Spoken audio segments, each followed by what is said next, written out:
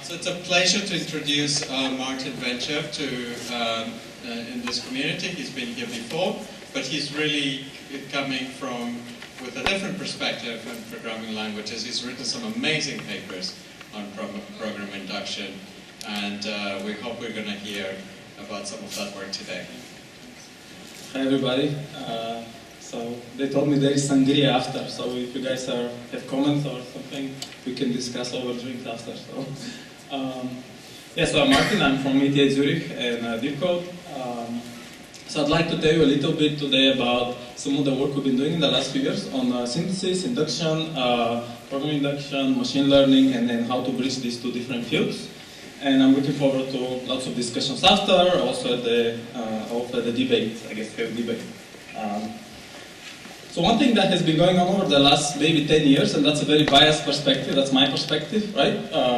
So if there is PO people here in the room, and they see that I have not listed Isabel and Theo improving, they may be very upset. But so this is some of the research that's been going on in the programming language community over the last 10 years, last decade. So there's three directions that people will be exploring. One is this idea of program synthesis that this workshop is about. Especially semi-automated program synthesis, keeping the user in the loop.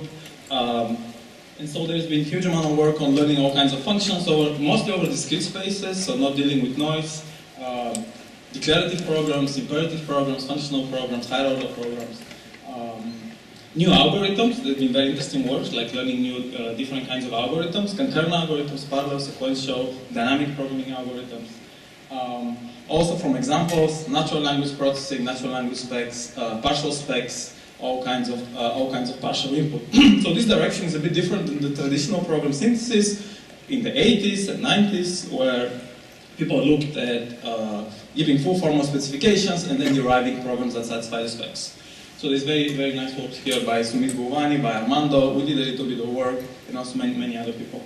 I think this line of work is very distinct for the community here.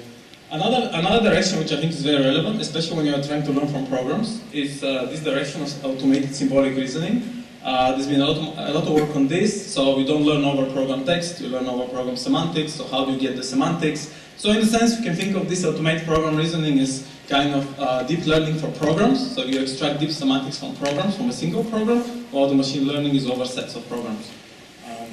So lots of work on abstract interpretation instantiation, which is a theory for essentially approximating discrete behaviors and properties about them. I think that's a very beautiful theory, one of the most beautiful theories that I know, and most people should kind of be familiar with what it does, at least the basics. And of course, in the last 5-6 years, a lot of work on approximate and probabilistic programming. So analysis of approximate programs, synthesis, computing queries on these programs, expectations, variance, and so on and so forth. All right? So, a lot of research that's been going on, and what I'd like to do in the talk is give you a little bit of an idea of what we've been doing in this space, just so to give you a little bit of a feeling how this intersects with some of the machine learning techniques that you guys know and that we've also developed here. So, the talk will consist of two parts. The first part is, the majority of the talk will be about these learning-based programming systems. These are probabilistic systems that we have built over the last 5 years or so. You can find more information at this link. And the second part of the talk is going to be about analyzing probabilistic programs exactly with exact inference. So it's a new solver for probabilistic programs. All right, so let's start. So one of the directions we've been looking at over the last 5 years, and this is something that Charles Sutton talked about a little bit, is this idea of learning from large data sets of programs. So you have large data sets of programs, and these programs capture many programs that are well written, debugged, tested. Some of them are annotated with properties. So lots of work has been done, and the question is, how can you use this effort to solve new programming challenges? So these programming challenges can be writing new code, correcting code, deobfuscating code, translating between different languages, and so on and so forth. So the general pipeline goes like this. You have these data sets here on the bottom, and then what you do is you build probabilistic models over this data set, and these probabilistic models are typically built by, the way we approach the problem is by applying symbolic techniques to extract meaningful information from programs, and then build machine learning models over this representation. So we don't build probabilistic models over text, for instance, over program text. but over program semantics. So, we've been looking at this from the last 5 years or so with many different people who've done lots of great work, especially Vechev, who is the main PhD student behind a lot of this work. There's different kinds of papers appearing, different kinds of community, machine learning, programming languages, security, on different kinds of tasks. Code synthesis, code correction, translation between programming languages, these kind of problems. Using typically something from the programming language side on symbolic reasoning and something from the machine learning side. So for instance, the last bullet point from the bottom, this code completion statistical language models, PODI 14, this was using recurrent neural nets together with symbolic reasoning to extract symbolic sequence from programs and build recurrent nets, probabilistic models over that for predicting APIs. And there's been many such instances over the years. And recently, and I'll tell you a little bit about that, is how to actually generalize these techniques beyond code. So we have submission to ICLR on how to generalize these synthesis techniques to natural language as well. So besides the methods, the techniques, the papers, we've also built various systems. Some of these systems are publicly available, you can go play with them. Some of them are widely used. So for instance, this system here, JS9, some of you might know it, has about 200,000 users. It was released in 2014, late 2014, and now it's widely used. It's actually a system described in a Popo 15 paper. It's based on conditional random fields, probabilistic graphical models. All right. Now, what I'd like to do is kind of to get a bit more technical and to tell you about one of the probabilistic models that we have built, which kind of combine these ideas from program synthesis and machine learning, and which we are quite interested in developing further. So here's the fundamental question. The fundamental question is, if you have a large data set, it doesn't have to be a data set of programs, could be a data set of natural language or some other data set, you'd like to build a probabilistic model on the right, which is applicable, meaning you can, for instance, handle many different programming languages without any specific effort. Those of you who are into the static analysis community, or who have heard about these problems, may know that handling new programming languages, like for instance building an analyzer for JavaScript, is extremely difficult. These are complex languages, and companies or research labs develop entire infrastructures to handle these languages. It's quite tricky. So what we'd like to do is models which can learn over data sets of programming languages without actually having all this infrastructure, but very lightweight. So I'll show you how that works. So widely applicable, the learning has to be relatively fast, high precision, and also explainable prediction. So we'd like to be able to have a model where we can actually show it to an expert, and the expert can actually look at it and make changes to it. So, the way I'm going to illustrate this model that we've developed is via a very simple example. So I'll give you a couple of examples, and then the general concept, and then show how it works in practice. So assume that I have this query on the right side, on your right. I have query which says I want to open a file, and a file has been opened, then a file with the read-only permissions, and the next statement I'd like to predict is what API should I call instead in place of the question mark. So that's the basic task, very simple task. And I have a data set on the left, on your left. So this data set has 3 programs. One opens and reads the file, another one opens and writes the file, another one opens and reads the file with different names and different permissions. Alright? So, one thing you can do is you can use, you can build a probabilistic model over the data set. For instance, you can use a simple model like an Ngram model, or you can build an LSTM or some other model, but let's look at the Ngram model, just so, because we'd like to illustrate the key concept here. So the Ngram model, if it looks at the data set on the left and uses, let's say, 3 for a 3-gram model for the gram, what you'd get here is build a probability distribution simply via counting, which estimates the likelihood of a given API given the context. So in this particular context, we have the question mark. If we look at 2 tokens back in the text, we see that it's f dot. We see that it's f dot, right? And so I count how many times f dot appears on the left. It appears 6 times. How many times open appears after f dot? It's 3 times, and I build a probabilistic model like this. So that would be a simple Ngram model. Alright?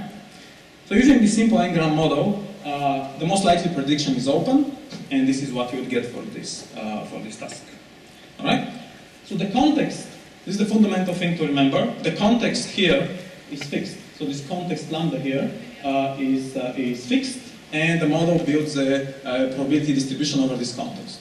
And this is what the model does. There is other kinds of models you can build. So for instance, we had a model a few years ago in this paper where instead of looking at the context, the prior tokens, you look at somewhere back in the text.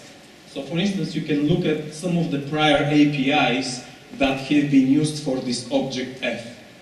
So here, for instance, you can build a context, you can pick a context where the context is no longer F dot, but some prior API on the object, and that, for instance, in this case would be open. So the context here would be open, and you would build a probability distribution over, conditional probability distribution over this context, over this API given that context. So that again hard codes the context, picks a specific context, and makes appropriate predictions here. So in this particular case, the most likely prediction would be read. Alright? So this should be very clear, should be very, right? So there's various works, kind of more sophisticated, which are trying to hard code the context or play with different kinds of contexts here. And that can be extremely tricky to figure out this context when you're talking about a very wide range of predictions. So pick a programming language, it has tens of thousands of different APIs, libraries, different kinds of statements, dynamic dispatch, God knows what's there, there's everything in there. You're not going to pick a context that is able to make predictions accurately across all the possible elements you'd like to predict. That manually doing so is very hard. Okay? So what you'd like to ask is, what should the context be for the different kinds of predictions that you'd like to make? So, here's the key idea. And that's the key idea. It's a very simple idea of this work, but hard to get right. So the key idea is that you're going to synthesize a function that is going to determine the context. So you're not going to hardcode the context anymore, you're going to synthesize a function that's going to determine this context. This function, we're in a neural workshop. You can think of this function as, let's say it's determining some kind of attention in a neural net. Right? So you're going to learn this attention via a function. Right? And that function is going to be interpretable. You're going to be able to look at it and you're going to be able to examine it. And this is in line with what David Wheeler said many, many years ago. All problems in computer science can be solved by another level of indirection, so just introduce another level of indirection and learn the function. So how does this method work? Here's how it works. And this method is described over 3 papers, starting in Popov this year, then ICML, and then UPSLA, with various improvements of the method. So here's how it works. And those familiar with synthesis may recognize this pipeline. Many synthesizers are built in this way, but the way that the synthesis is applied here is quite different than in the standard synthesis techniques that we know. So here's the method. First step is you're going to pick a structure of interest. What is it that you want to predict over? If we're dealing with programs, I can pick abstract syntax tree, I can pick if I'm dealing with natural language, I can pick sentences. If I'm dealing with other kinds of representations, like Percy mentioned some of them, I can pick those representations. I can pick dependence graphs, value dependence graphs. There's hundreds of those representations you can pick. If it's an image, I don't know, pick a matrix or something. So pick a structure of interest, and then the key point here is that you define a DSL over the structure. So you're going to define a DSL, domain-specific language, which expresses functions over this structure, and in step 3 you're going to be looking for functions of that DSL over these structures. Alright? And once you have done this, once you have defined your DSL, so all you do is you just define a DSL, and then you train, you come up with a function, and the function can be fairly large. And once you have the function, you can make predictions. So that's how it works. So let's look at it briefly, via an example. So in step 1, you pick a structure of interest. If we're dealing with programs, let's pick ASTs, abstract syntax trees.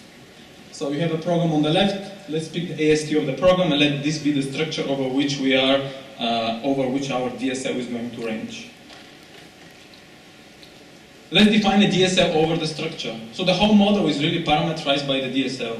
You have a different structure, you pick a different DSL, different domain-specific language. So what this DSL does, I have written the DSL on top of the syntax. What the DSL does is really just defines moves it moves around the structure, moves around the AST, so goes up, left, down, parent, and so on and so forth, and writes information from the AST, writes information from the structure. So the red instructions move around the AST, and the blue instructions write information down that will be used later. So this is how this DSL works. You can, in principle, have instructions there which are complicated program analysis instructions. I can have instructions such as take me back to the node which aliases with this node here. Take me back to the place in the program where the constraint is of some value. It doesn't matter. This is all embedded here in the DSL. So you have the DSL. And once you have the DSL, the structure, you have the DSL, the next step is to synthesize the function over DSL. And what the function is going to try to do is essentially explain the data that you have. So what you will do is you will try to minimize the cost of the function on the data set. And how are you going to do this? Well, there are several procedures that we have used here and developed. Here is one of these procedures at a fairly high level. So what happens is you have two entities. You have a synthesizer, and you have an entity on the right, the oracle in a sense, that builds a probabilistic model over the function. So what happens is the synthesizer takes as input the DSL, generates a function on the top, generate candidate function. The circle on the right builds the probabilistic model from this function and the data set. And then, once you have the probabilistic model, you can take a property of the probabilistic model, the cost of the function on the data set, and give it back to the synthesizer who can search for new functions. Now, what is the probabilistic model? This is exactly the same probabilistic model that I showed you a few slides earlier. So what you do is, over there, in the right circle, you take the data set, you take your candidate function, and you simply run your candidate function on the elements in the data set. It has semantics over the structure. And then once I run it on the right there, f of the structure, I'm going to obtain the context, because this is what the function does, it records context. And then once I have that context, I'm going to compute the probability distribution of the element I was trying to predict given the context. Alright? There are various interesting bits here in this loop. So one interesting bit, for instance, can be that this function f there that you are running on the data set can be large and can be extremely slow to run these functions. So what you may have to do is you may have to sample the data set and have some forms of representative sampling over the data set so that you can do the training quicker. So that sampling, if it happens, if you need it, if the data set is very large and the functions are complex, is similar to what in machine learning is known as core sets, except that core sets are typically done for specific algorithms like k-means, k-clustering, while here you have to pick a representative sample. You may have to if running the function is expensive and the data set is large. But ultimately, the synthesizer is going to figure out a function which minimizes the cost over the data set. Alright? Once you have the function, and the function is given, and you have learned the function, you can use it to make predictions. So you no longer work with these half-coded contexts anymore. So you're going to have the program on your left, you're going to have the function in the middle that you've learned, and when you run this function in the middle on the program on the left, starting from the green position, the program is going to output the context, right, on the right. And in this particular case, what it's telling you is that if you'd like to predict the field name and the value of that field name in the green box, then that prediction depends on the previous property, the parameter position, and the API name, so whatever is highlighted in blue. So this will be figured out automatically by the function and computed. Once you have the context, again you can select the most likely prediction using this context. So the prediction is very fast usually. So this is the high-level idea of how this probabilistic model works, and you can pick different structure, you can come up with different DSLs, and you can build probabilistic models over that. 5 minutes left. All right. So let me tell you a little bit about some experimental results. We've implemented the system, and we have used it to run probabilistic models over different languages, over natural language. So here is, for instance, the results for JavaScript. So on a data set of 150,000 files, it takes about 100 hours to learn the function, to build the model, and the program is about 50,000 instructions. It has branches, it has state in the language, and you have this function, and then you can make predictions. So you can see the gap in prediction accuracy here with respect to the prior state-of-the-art models here. So this is the prediction on APIs. There is numbers in the papers for all other language elements. Similar experiment for Python. I'm not going to go into detail, but it's very easy to put a programming language. All you need is a parser. Once you have a parser, you run it, you build a probabilistic model. It takes a few hours to learn over the entire GitHub a probabilistic model.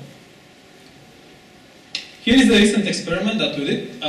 So we worked a little bit on this problem. So we wondered whether the model generalizes beyond programming language. The model generalizes how useful it is for other settings, like natural language, for instance. So we took some data set that people in the community have looked at and came up with a DSL, which is character-based DSL. So you can just move up and down the sentence with character. Say, give me the previous character, go to the next character, things like this. Such kind of instructions. And if you do the training, it takes about 8 hours on this data set, and you can actually inspect the model over there. You can actually look at the model and understand what parts of the models are used for which kind of predictions. So we ran the model on the data set, and we used the metric called bit per character, which was used by some of these papers, some of these LSTM-based papers. Lower is better. So it's better than the 7 gram, a little bit better than the stacked LSTM from Graves 2013, similar to the mRNN by Elias Skiver, hope I'm pronouncing it right, and a little bit worse than these LSTMs that are at the bottom, which are state-of-the-art LSTMs, which are also using, combining some of the character-based and word-level models. Now we think actually with a bit more work, probably we can get it down to 1.4 also, but this was the first kind of experiment, nothing was optimized. So that's kind of preliminary results, and that's in submission to ICLR. Now, I think I'm going to skip this. That's another work that we've been doing on using this same idea, but learning abstract transformers, learning abstract semantics of programs. This is actually the first work that is able to learn a static analyzer from data, and is able to do that, and found issues in Facebook's slow. That's a very known static analyzer, public, and very well developed. Tens of people have worked on this over the years, so it actually managed to learn the rules that they missed. Makes the analysis unsound. So I'll skip this about deep code. If you want to find more, go to this address. There is a lot of papers, various talks, and presentations there. And there is a website on the bottom where there is various data sets, tools, and challenges that you can take a look and try your techniques there. I want to put this slide on because in the in this workshop. So we looked over the last year also how some of these techniques apply to NPIs that none of these, very interesting work, and NTMs. And we actually have some preliminary results that if you actually provide some basic synthesis help to the Turing machine and to the NPI system, you can actually start learning the functions much faster. So how do you provide this bias that I'm not going to discuss? I'll just give you some preliminary results. The blue is the NTM without the synthesis information, the red is the NTM with the synthesis information, x-axis number of iterations, y-axis is the cross-entropy loss. So, I don't think I'm going to have time for this, for the second part. One thing I'll tell you here is that many of you know about probabilistic programs. That's different from the first part of the talk that I was talking about. So we have this new solver called Psi, which can take probabilistic programs and it can compute exact probability distributions from this program. So there's no need to do MCMC or any kind of approximations here. Everything is exact. So it can compute these probability density functions and answer various queries on the program, expectations, probability of assertions, and so on and so forth. I'm not going to talk about how it works. You can find out more in the paper. But this is it from me. So thank you.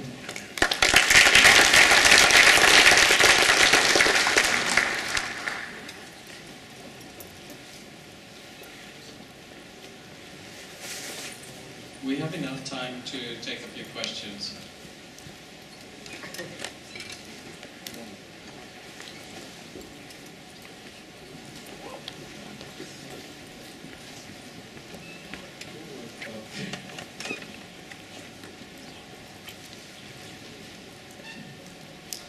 So I just wanted, thank you for a great talk, by the way. I just wanted to ask you whether the cost function or the error function you have influences the synthesizer that you have, and in what way. So I'm trying to imagine this as some sort of like gradient that you can climb, but it's not clear to me how you can synthesize a better program based on what you've learned from the previous less good results. So what the synthesizer does is it does some kind of MCMC-like sampling over the data of the potential set of programs, genetic programming, MCMC-like sampling to look for the next program based on the prior score when it picks the next candidate function.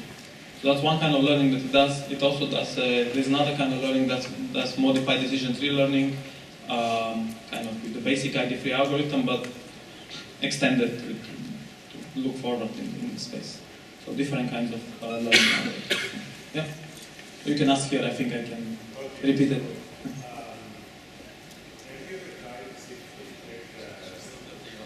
Yes, Okay. have you ever tried to see if you can detect malicious code? Because like JavaScript is one of the, very prone to this system here that I talked about, this one here, is used by developers and by, it has a few hundred, maybe 1,000 users a day or so, by security people also, for detecting malicious behaviors. Once you statistically deobfuscate the program, you can figure out what the names are and then grep for it. So deobfuscation is very good for code search. We have a similar system actually for Android. I didn't talk about it. It's called APK Digger. It can statistically deobfuscate Android apps, again with CRS. So I have a question. Yeah. How do you do your exact probabilistic programming? I mean, there's Okay. many people here doing probabilistic Oh my God, programming. alright, so... Would love to know. Yeah, well, that's another talk. Can it be done for arbitrary generative models? Can you use things like Helmholtz machine, do the sort of things that Josh Tenenbaum is doing with using, say, a physics engine to simulate, physics equations in order to be able to predict the mass of an object from a video? Yeah, so what kind of probability distributions can this, what kind of things it can predict? It's anything that's in this domain over there. If you can express your PDF in this domain over there, so basically that's almost anything in the exponential family it can infer. Then you do the symbolic inference, and then you get the joint PDF at the end. How we do it? There's a lot of math inside, how to do simplifications, of course, of a very large number of variables, it explodes, but surprisingly it can, what I'd say about this is that it can handle many of the examples that people have looked at approximately. They say they can be handled, they can be handled. Some cannot be handled, of course, exactly. They just explode. I wish I had had this tool when I was a grad student doing stats. So actually there is a lot of work here to be done. That's another talk on how to do lazy abstraction, how to do all these kind of things, from analysis to apply to probabilistic program, synthesis also, but that's another talk. Thank you. And, I think on that note, let's thank Martin.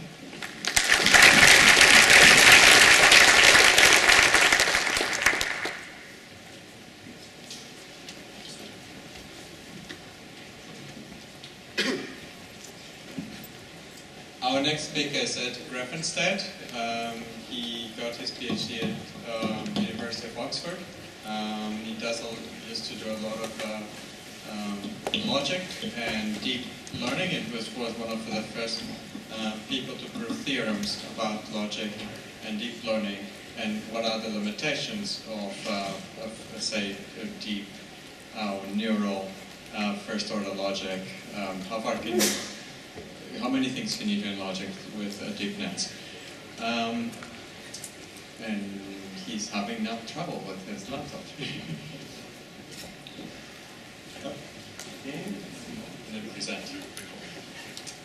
He works at DeepMind. You probably know him for his work on neural stack machines. He's also one of the people in the neural Turing machines paper. almost there. And he's got all his achievements, but he does not know how to use his Mac. Okay, I think we're there. Cool, thank you for the long introduction. This is an opinion piece. I feel workshops are a nice place to present work, it's true, and there's been plenty of that already. But it's also a nice place to sort of discuss new ideas or perhaps critique old ideas. And so I felt that we reached a point where the rate of publication of new models, new architectures, neural GPU, neural Turing machine, memory networks, everyone's sort of putting out fantastic and diverse architectures, and it's a little hard to keep track of everything. So I think it's good to sometimes take a little step back and look at models that people are using everywhere, at least as a benchmark, or trying to beat, and think about what their limitations or failure modes are, and focus on that as a means of guiding future research. So this isn't a talk that's intended at just baiting people who love RNNs. I love RNNs too. But I want us to focus on when they kind of fail, what they fail at, and invite you to think about that as a point of focus for future research. So RNNs are, across a variety of sequence modeling problems, a ubiquitous architecture. They're one of the sort of canonic ways, especially when enhanced with LSTM cells or their closely related cousin GRUs, ways of dealing with sequence data from speech to language to a variety of other domains. Along with combination and feed-forward networks, they're one of these things you keep on seeing in papers, so they're a testament to their success. They're relatively simple, they adapt across domains well. And I would like in this talk to spend a bit of time looking at where they fail. And they don't fit, failure is a strong word perhaps, where they're not doing so well. What are the limits of their performance? And use that as a point of focus. So we're going to start by reviewing some notable successes. Language modeling, I'm going to focus mostly on language because that's my field, but I don't think anything I can say here is specific to that. Language modeling is the task of modeling the joint probability of the sequence of tokens to measure whether or not, for example, it's fluent English or fluent Chinese. And typically we're going to factorize this joint probability as a conditional probability of the next token given the history that's been generated or observed thus far. Classically in statistical NLP, we've used n-gram models, or in early 2000s, neural language models or log bilinear models to introduce an order n Markov assumption to model the history and predict the next word. RNN cells, on the other hand, can model in their activations theoretically the whole history, or certainly they don't impose an explicit bound on the history conditioning the prediction of the next step. Many of the state-of-the-art language modeling results come from just having a big LSTM and knowing how to train it. Obviously, there are more esoteric models doing well as well. Sequence-to-sequence mapping, which was started, I suppose, with the work of Nalkaus, Springer, and Phil Blumsom, and also Elias Esquiver 2-3 years ago, is the idea of transducing a source sequence S into a target sequence T by basically defining a conditional language model over target symbols conditioned on the source. So we're going to encode a source sequence with a convnet or another LSTM, and we're going to train the model to maximize the likelihood of the target sentence with an LSTM, condition on the representation of S. This machine translation, sorry now I didn't use your model for the illustration because it had a convnet, but so neural machine translation presented here 2 years ago by Elias Esquiver used a deep LSTM to read in a French sentence token by token, for example, until a target sequence, a target delimitator, which is purple bar here, for example, was reached, and then it started based on the hidden layer here to decode into English. And the fact that this work was obviously quite impressive. The same architecture was applied in learning to execute by Zaremba and Esquiver to now transduce a pseudo-Python program into the result of the computation of that program. So the Python program was read in character by character, the answer came out character by character. That this worked at all was amazing, but obviously there was, you could take the results with a bit of a grain of salt, but it was certainly very impressive that we could train a model to do this. And so we know that from these two things that we can capture many dependencies to translate, we can capture structured dependencies in order to be able to compute or at least output the result of the computation. And we knew that LSTMs could capture long-range dependencies, but we really pushed this to the extreme in our last year's machine reading paper by Herman et al., where an LSTM, which was admittedly not the central focus of the paper, but was rather a benchmark model, would read an entire news article, a question, and then predict the missing word in the question, so the closed form question. So it would capture a very long-range dependency between the document. And that got about 50% accuracy with them. It was capable of capturing pretty long-range dependencies. So that's all pretty nice. Let's talk about where things fail. So in language modeling, as we can observe empirically that LSTMs make very good local language models. So they get very good perplexities on text. They generate coherent and cogent English. But if you keep on sampling from a trained LSTM, even one that reaches fairly low perplexities, you're going to see that it's locally, semantically, and syntactically consistent. But at the range of a document, it's going to fail to see things we expect in actual human text, which is topical consistency, repeated rare entities. It's going to focus on just maximizing sort of the probability of good English locally. There's a data set I want to advertise, I have no attachment to, but I think it's really cool that is trying to drive research on this kind of locality failure mode, which is the Lambda data set, and it's constructed thus. You imagine that you take some n-sentence long paragraphs from your favorite corpus.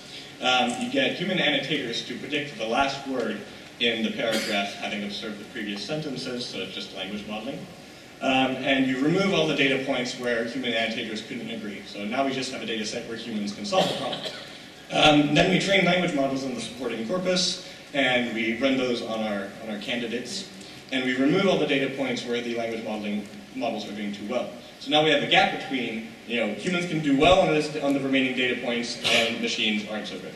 And finally, we get annotators to redo the annotation, observing only the final sentence, and we remove the data points where they agree. So now we have a data set where you need to use the entire context, not just the very local context, to predict the final word, and we know humans are pretty good at this. So that's kind of your test set, there's a dev set, and you kind of have to figure out how to train your models to solve this kind of locality problem or locality bias. So I encourage people to start looking at that for research. On the sequence-to-sequence front, there's this transduction bottleneck. So I'm talking a simple sequence-to-sequence model without attention. We'll get to attention in a bit. All the information required to decode the English sentence, having observed the French sentence, needs to be present in the activations of the RNN at the separation between source and target. This causes two problems. Obviously, as we want to transduce longer sequences, we need to cram and compress more information in there, and you're going to suffer compressive loss. But it also causes problems during training, in that we observed during training that training is dominated, probably 80%, by learning the marginal language model of the target language. So it's learning to recognize good English first, and only late in training, because there's very little gradient, it has to go through the entire RNN back to the representations, does it learn to condition on the input. So there's this bidirectionality problem that's due to the fact that all the information has to go through the RNN as a controller. And on the more synthetic front, we've played around, and many other people have played around with this, probably as a simple unit test, copying and reversing sequences. So imagine that we produce a data set by just sampling lengths from between bounds, between 8 and 64 tokens, for example. And for each of those samples, we then sample L, or that was our sample number, random words from a vocabulary. So we don't want to have any sort of local linguistic regularities, completely artificial data set, but obviously that rapidly reaches more points than there are particles in the universe, so you can just train and test on the same stream. And the aim is to take these random streams and either learn to copy or reverse them, simple things. LSTM sequence-to-sequence models, if you train them long enough, will actually do quite well in this. They'll get up to about 98% accuracy. They'll generalize on sequences they haven't seen, insofar as those sequences are within the bounds that they've observed. However, there's an immediate failure point as soon as you start to try and copy a sequence of, let's say, length 65, if you've only trained on up to length 64. And more parameters does not help with this. So this seems to indicate that LSTMs, GRUs, are very good at generalizing based on content, but aren't good at generalizing on structure, at least based on structures that they haven't observed during training. So this is about computation and program induction, so I wanted to try and come at these failure modes from a more sort of theory of computation standpoint. So if you're not familiar with computational models, or you need a quick refresher, a small part of the hierarchy is expressed here. So finite state machines are a theoretical computational model that we use to describe simple machines that have just transition tables between states, and they can recognize all regular languages. If you add a stack to those, then you get pushdown automata that can recognize the class of context-free languages.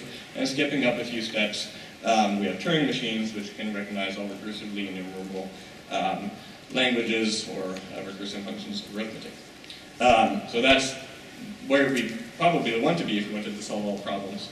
There's a proof by Siegelman and Sontag in 1995 that says that simple vanilla RNNs, if wired correctly, express a finite set of Turing machines. So, in a sense, simple RNNs, not even LSTMs, can express, could theoretically learn to be Turing machines. But obviously, as we know from simply function approximation theorems, being able to express the solution doesn't mean that there's a tractable path to learning it from the data. In fact, I would like to go further here and say that simple RNNs, by this I mean basic RNNs without gating, due to recurrent units, LSTMs, cannot learn Turing machines just by maximum likelihood training on sequences. First of all, RNNs don't control the tape, so the sequence is exposed in a forced order through teacher forcing. The maximum likelihood objective we use to estimate the parameters of the RNN is designed to primarily produce parameters that are going to maximize the likelihood of the data observed during training, so there's no incentive to find simple universal solutions just from that. Obviously, we can regularize in a variety of ways by adding penalties on the weights, by doing early stopping, but can we reasonably expect this form of regularization to yield structured computational models, like very sparse state transition matrices, that will yield out-of-sample generalization mechanisms like that, just out of thin air. And I'd argue that, and this is completely an opinion, that that's somewhere near insane. I don't think that's going to happen. I think I'd like to go even stronger here and say this is not a proof, this is an opinion, but I think of simple RNNs, due to the failure modes I described before, as approximations, very good approximations, of very large finite state machines.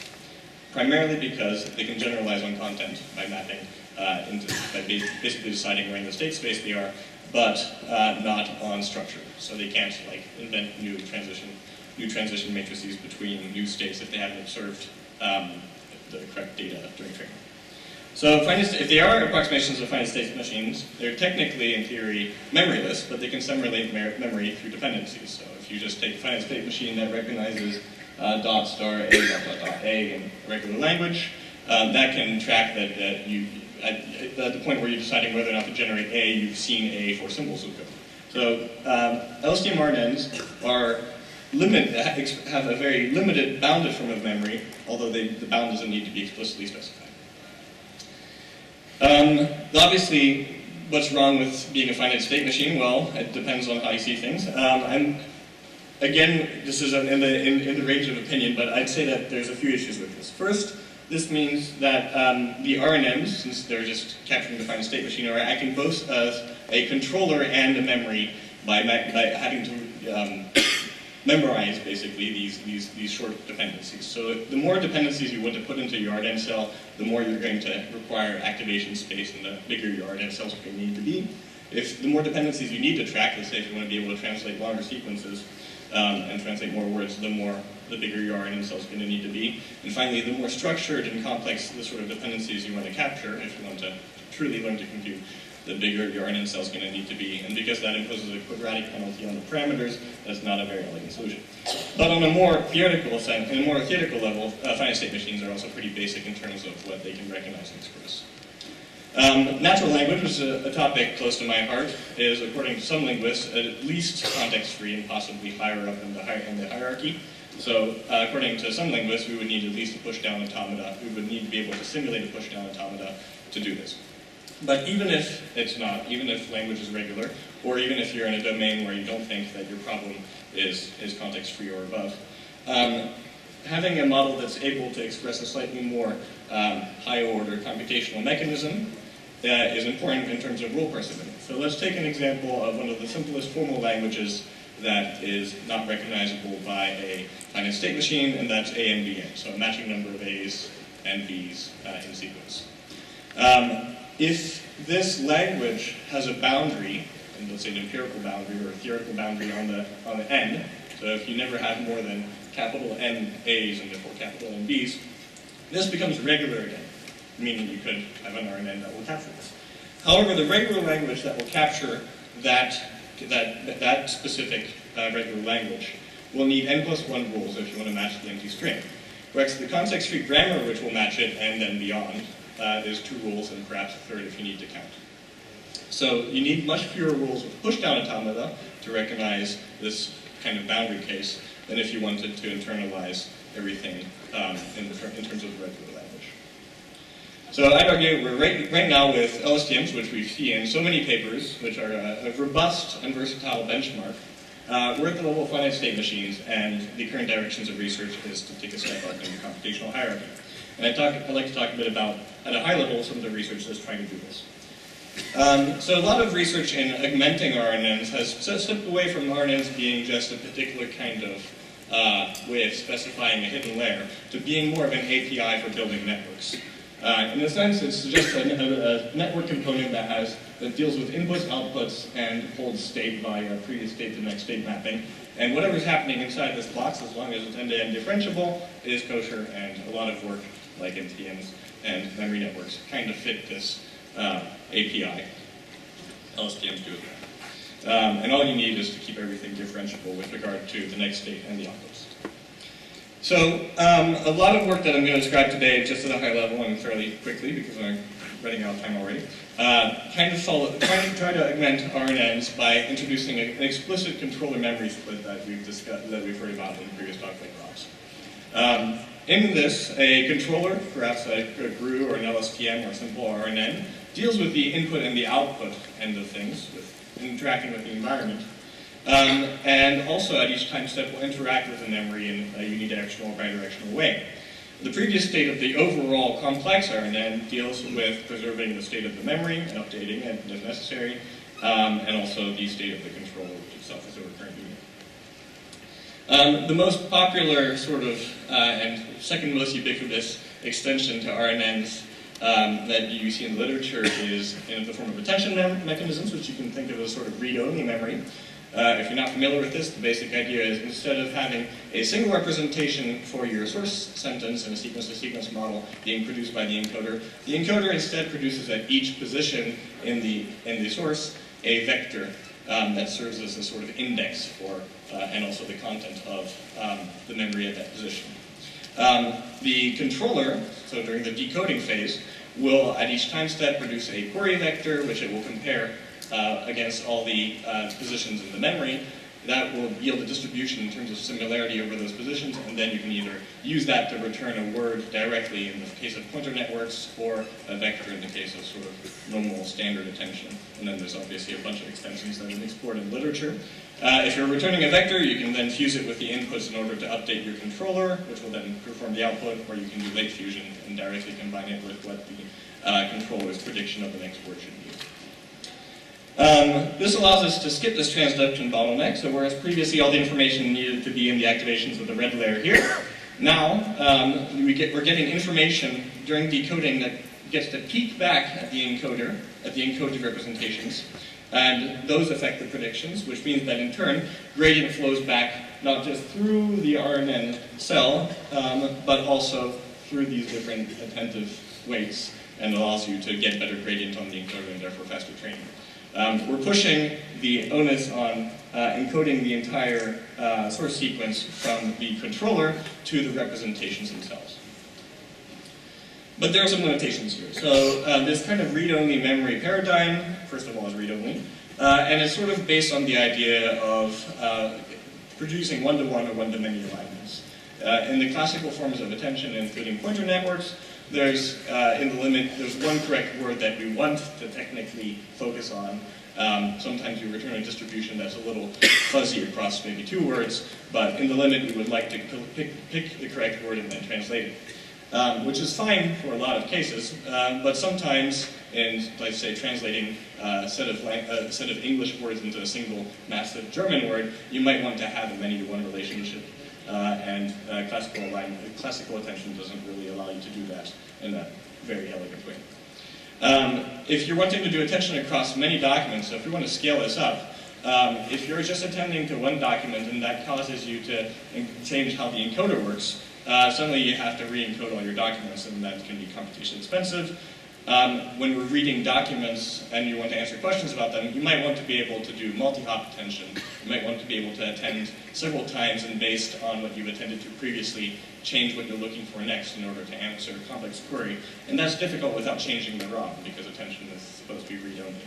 And finally, because everything is, we produce in sort of a semantic index for each position in the source, including like words like there's a risk of information overload as you grow the size of the sequence you're wanting to encode in this way. So there's no explicit sense of saliency. So it's a really good idea, I think, for translating single sentences. It's okay in that we've got good results in answering questions across short documents of a few thousand words. Scaling up to Wikipedia with just the same mechanism might not be the way we want to go. So if attention is read-only memory, then what happens if we also want to write? Well, there's a variety of pieces of work around this topic: memory networks, NTN, DNC. There's a bunch of variants and follow-up work on these models. And the idea here generically is that instead of just reading from the memory at each time step, the controller also gets to edit the memory by adding information and perhaps erasing information from it. And I won't go into too much detail about these models, but let's just talk about their relation to actual Turing machines. Well, on the plus side, they are significantly closer to Turing machines than RNNs, and that part of the tape is internalized. There are various ways you can control the tape, including the standard attention, which is a form of content-based addressing. You might have a pointer that you're shifting through during inference in order to do a position-based indexing. We might have a mixture of both. And finally, the controller can model state transition. So it starts to look a lot more like what we want to do if we were modeling a differential form of a Turing machine. However, when you're doing teacher forcing, or in standard maximum likelihood-based training, the number of computational steps is tied to the data. So you only get to do one or a fixed number of perhaps parallel updates per input-output step. This can be problematic because if obviously you want to model O n log n or O n squared algorithm, you need to explicitly specify the extra steps yourself. Otherwise, you're tied to O n. It should be noted that in the original NTN paper, the NTN has been shown to be able to perform some sort of simple sorting algorithms, which is pretty impressive. And it's hypothesized that it's learning some form of radix sort, which is ON, rather than, let's say, quicksort. Radix sort doesn't generalize beyond the bounds of the numbers you've seen, but it's very cool. And in general, a lot of these early like DNC and NPN memory networks papers did show that although there is this problem of having to operate in lockstep with input-output, these models show better generalization of symbolic text. So it's definitely a step in the right direction, and Alex Graves will be talking about addressing this limitation of operating in lockstep, I think, later this afternoon, so stick around for that. So we've stepped all the way up to the Turing level, and in between we have these push-down automata. So I'd like to just quickly wrap up in the last 2 minutes by talking about a collection of work. So Julian Mikolov last year, as well as a paper by our group, worked on differentiable data structures controlled by RNNs. There's earlier work, obviously, from the 90s where everything cool was invented by Sun and Das on this topic. But the general idea here is that we want RNNs to model push-down automata and related kind of automata by, at each time step, being able to push vectors to a neural stack or tape or queue, and being able to pop information off of it and read. And unlike an NTN, which is random access, they're sort of following the constraints of a stack or a double-ended queue or a queue or a linked list. In the interest of time, I'll skip through any details, but in the Julian Mikolov paper, which I encourage you to read, they investigate this sort of differentiable data structures application to algorithmic tasks, showing that they can learn addition with some very cool evaluations. In ours, we focused primarily on could they learn like inversion transduction grammars or simple transduction tasks, like copying and reversing, for example. And across the board, we saw that RNNs equipped with differentiable data structures would have very, very good learning curves during training, so they quickly go to the top left ones, or the memory-enhanced RNNs, quickly go to 100% accuracy and stay there, and they would generalize to out-of-sample data. So if you doubled the length of the sequence you were copying, for example, they would preserve 100% accuracy, seeming to indicate that they are learning something like internalizing the CFG for this problem. Whereas the LSTMs slowly get up to about 98% and have catastrophic failure if we run them on anything longer than they see during training, indicating that they're just internalizing something like this very complex multi-part regular language clause, so n+1 rules. So I feel that there's a nice case for saying that there's work in this space by our group, by our friends at Facebook AI Research, and by a lot of researchers in the 90s, on producing decent approximations of classical push-down automata. These introduce nice architectural biases towards recursive and nested dependencies, and obviously in language where everything has like latent trees, this is a nice move in the right direction for modeling parsing compositionality.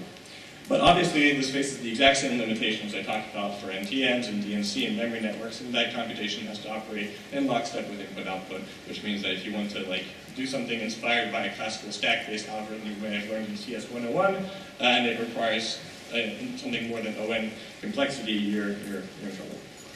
So to briefly conclude, the sort of message I wanted to get across here today is it's great to like do research in producing new esoteric cool models, neural GPUs, all these things have like a good contribution to make to the community.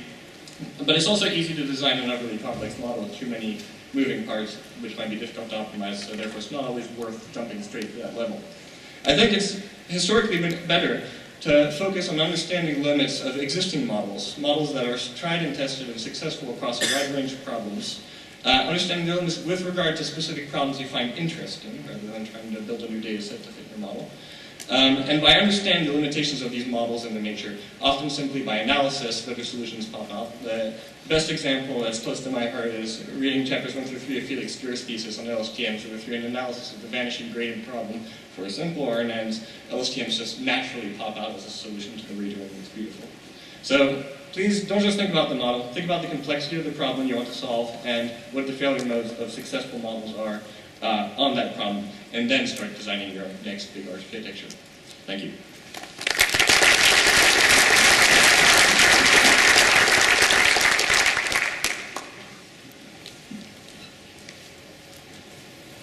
I don't have answers to any questions, by the way. It's an opinion piece. I just wanted to support your claim that RNNs are similar to finite state automata, but you said you have no proof. If you assume limited precision numbers, which kind of are limited precision in real life anyway, then it's proved they are the same as finite state automata. Great. And I think many people don't think about it enough. So thank you for bringing this up. And on the other hand, convolutional LSTMs have, or convolutional RNNs, have the full power of Turing machines, even in the limited precision settings. So do you have any thoughts? I don't have any intuitions on that. There are quite a few people in this room that work with these sort of data structures, with these sort of architectures more than I do, and you probably will. I don't want to give the impression that I wanted to achieve a full coverage of work that's been done. I've kept it at a high level of work I'm familiar with. There certainly is research that's trying to address the limitations of RNNs that's been published, and that probably might supersede RNNs, but I don't have a fully formed opinion on that matter yet, so I'll not BS. Thank you. Any more? Who's up for sangria? So we have our poster session now, and we have some beverages outside. Please be back here at 4.